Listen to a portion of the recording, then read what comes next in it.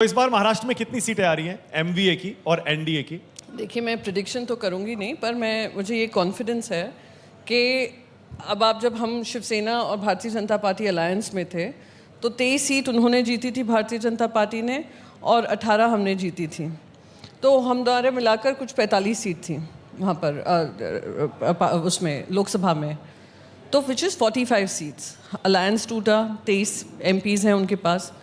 अब मैं आपको इस विश्वास से कह सकती हूँ, क्योंकि हम देख रहे हैं महाराष्ट्र में 23 सीट का ही आंकड़ा बीजेपी को आएगा या उससे नीचे आएगा, और जिसमें बीजेपी, वो मिंदे सेना और वो फ्रॉड एनसीपी, तीनों का मिलाकर 23 पे रह जाएगा। एक बार फिर से कहेंगे आप, कौन सी सेना?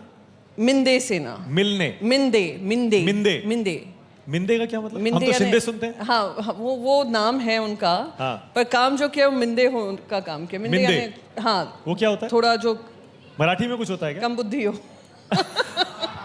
और एनसीपी को क्या कहा आपने? नहीं, मैंने कहा कि एक दूसरा गुट है एनसीपी का। हाँ। शरद पवार जी, आज आपने कहीं नहीं सुना होगा, दुनिया में कहीं नहीं सुना होगा कि फाउंडर मेंबर जिंदा हैं, फाउंडर मेंबर अभी भी काम कर रहे हैं, फाउंडर मेंबर रिटायर नहीं हुए हैं, और वो कह रहे हैं जो गलत हुआ है।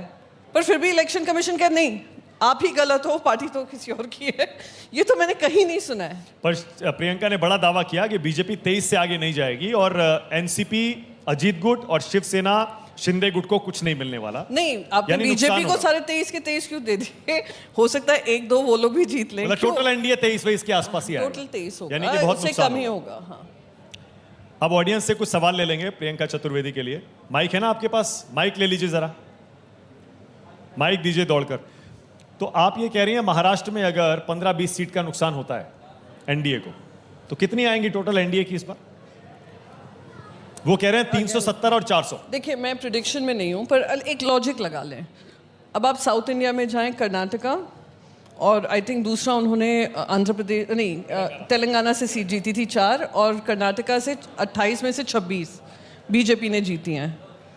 अगर सेम मोमेंटम रहा, विच आई टोटली डाउट, तेलंगाना में कांग्रेस की सरकार है, पॉपुलर सरकार है, कर्नाटका में कांग्रेस की सरकार है, पॉपुलर है, हो सकता है थोड़ा इधर उधर हो रहा हो, पर ये पीक तो वो नहीं रीच करेंगे, ना तेलंगाना में ना कर्नाटका में। अब साउथ इंडिया हो गया, अब हमें महाराष्ट्र का मैंने आपको बता ही दिया है। हाँ। फिर आप चलिए ऊपर, राजस्थान लीजिए, मध्य प्रदेश लीजिए, झारखंड लीजिए, छत्तीसगढ़ लीजिए, ऑलमोस्ट मैक्सिमम आए थे। हाँ।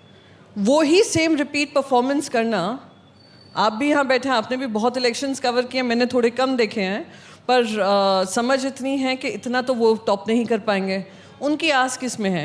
ऑफ कोर्स गुजरात में है, उत्तर प्रदेश में है। गुजरात में भी फुल आई थी। फुल आई थी, हाँ फुल आई थी। तो वहां भी कुछ नहीं होगा। तो अगर let's say worst to worst scenario for India, कह रहे हैं बंगाल, हाँ, फिर बंगाल में उनकी जो सीट्स आई थी, तो आप कह रहे हैं कि अगर बंगाल में बढ़ेंगी, यूपी में बढ़ेंगी, ओडिशा में बढ़ेंगी, बीजेपी कह रही है। वो सोचते रहे, वो बोलते रहे, वो नैरेटिव सेटिंग में तो कुछ भी कर देते हैं, और सब लोग उनकी तरह पोपट की तरह आजकल बोलने लग गए हैं। उन्होंने कहते 400 सीट, तो सब पोपट की तरह 400 सीट 400 सीट 400 सीट 400 सीट, कोई अक्ल नहीं लगा रहा है, मीडिया वाले, सॉरी। बाकी जो देशवासी हैं उनको समझ में आ रहा है कि 400 सीट नॉट पॉसिबल। मैं तो आपको सिर्फ महाराष्ट्र की नहीं बोल रही, मैं कह रही हूँ आप पूरे राज्य देश को देख लीजिए, कहाँ से वो कह रहे हैं, कॉन्फिडेंस से वो लोग बोल रहे हैं। तो मैं फिर से कहूँगी, मैं एस्ट्रोलॉजी में नहीं हूँ, पर मैं ये यकीन से कह सकती हूँ कि 272 सिंपल मेजॉरिटी भी बीजेपी को पार करने में थोड़ी दिक्कत आ रही है। ओके।